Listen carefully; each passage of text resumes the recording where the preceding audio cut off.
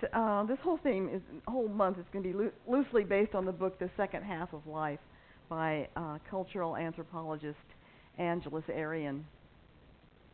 So today, my topic, and we're talking about good-natured flexibility, and that's a phrase that I found throughout the writings of our founder, Dr. Ernest Holmes. Seems to have liked that. In the Holmes papers, it says, "I think it's important to maintain a good-natured flexibility in all our studies, to realize no matter how much we study, each day's accumulation of knowledge and facts, be they physical, psychic, or spiritual, they give us a fresh starting point for something else." And in this thing called you, he says, with a good-natured flexibility with yourself, learn to rise from confusion into peace, from sadness into joy. There is no law for you, but your own soul shall set it. Listen deeply to the divine nature which forever imparts itself to you.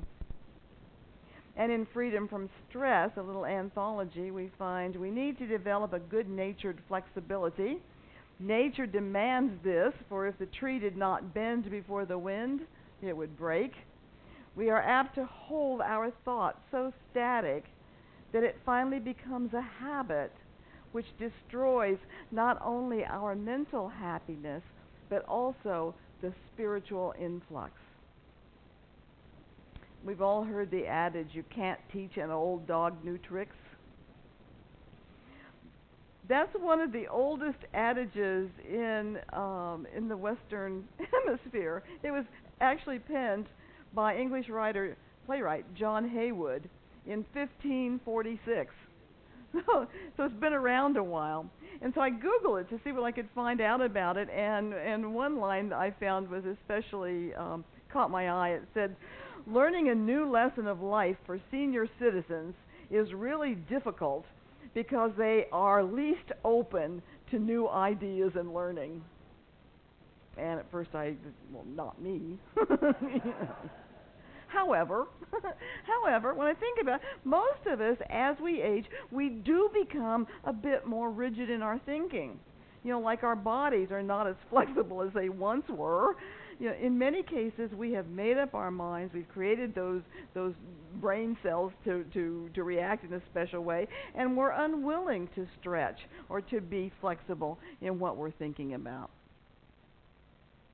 I read recently that the wolf spider never builds its web between two hard objects, like between two trees or two stones.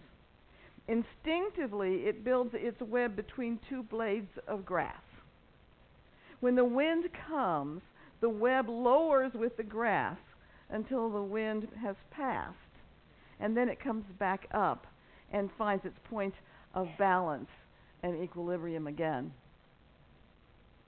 So nature is the archetypal teacher of resilience, of flexibility.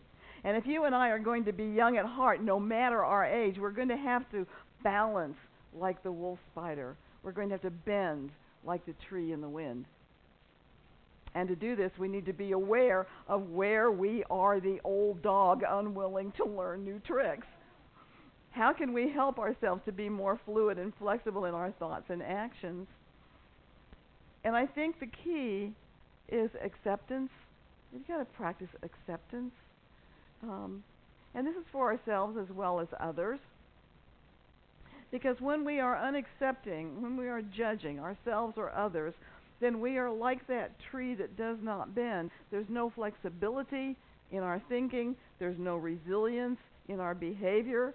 And we miss the joy of that present moment because we are fighting for our way as the only way.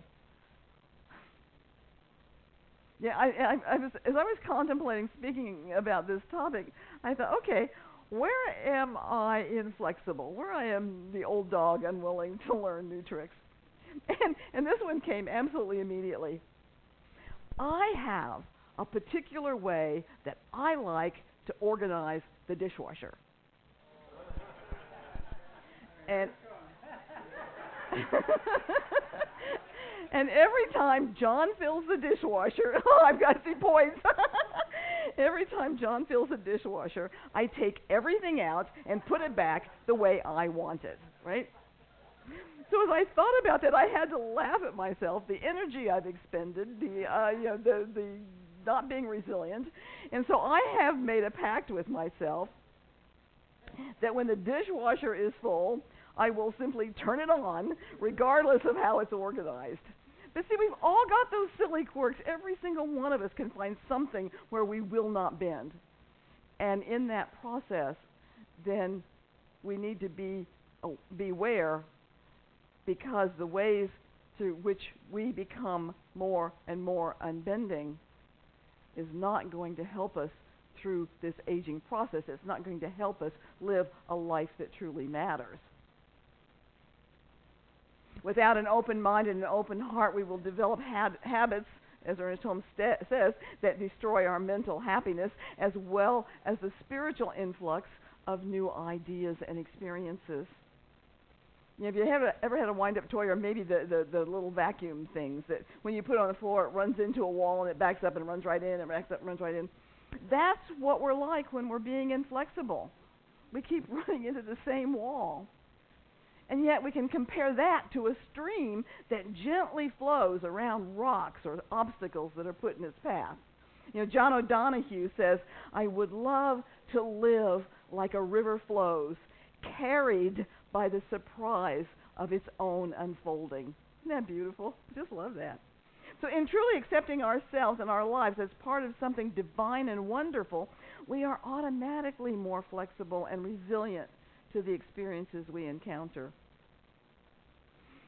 Angelos Erin says, if we commit first to living like a river flows, carried by the surprise of its own unfolding, the gift of wisdom emerges and reveals itself. Streams and rivers are nature's teachers. They show us the ease of flexibility and resilience. They don't bang on the rocks to make them move.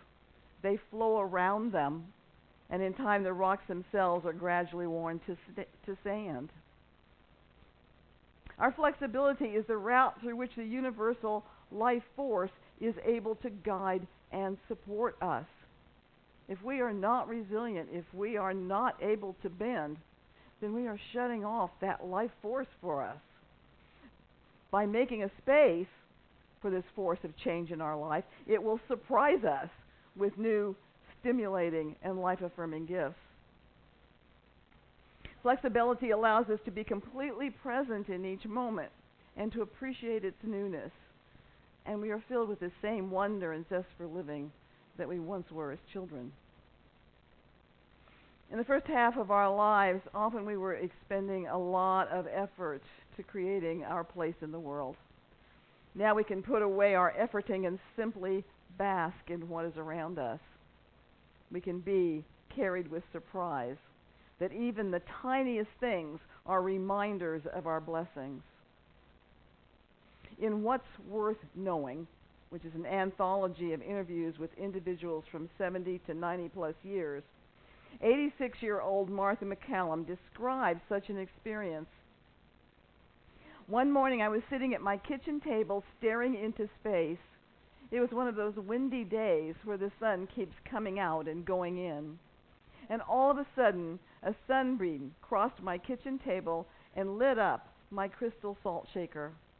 There were all kinds of colors and sparkles. It was one of the most beautiful sights I've ever seen. But you know, that very same salt shaker had been on that kitchen table for over 50 years.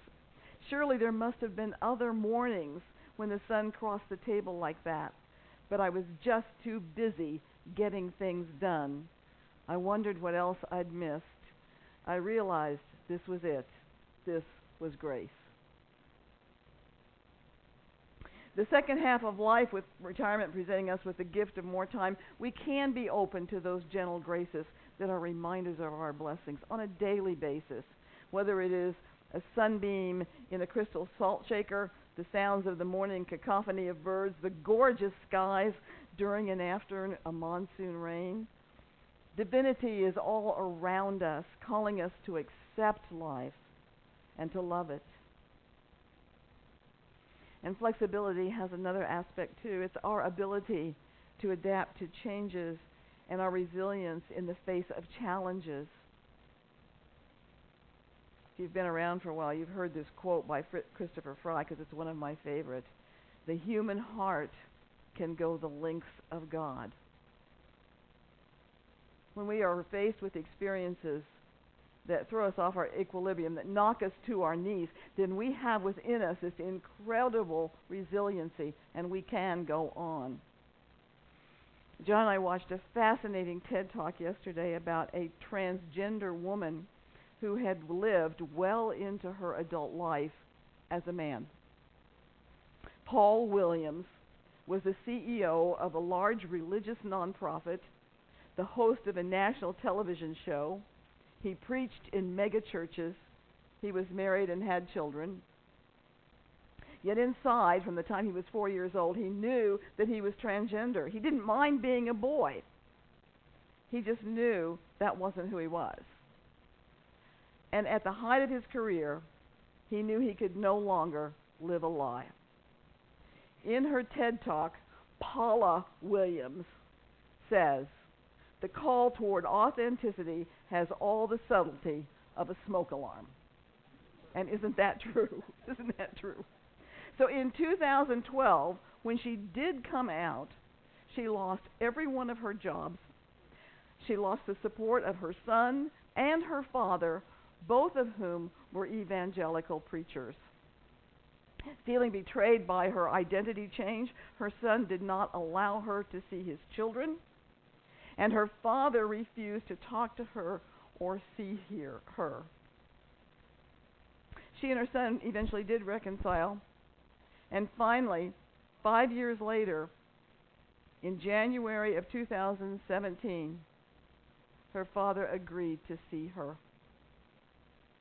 And at the end of a 3-hour conversation, Paula tells the audience through tears, "As I stood to go, he said, 'Paula,' he called me Paula.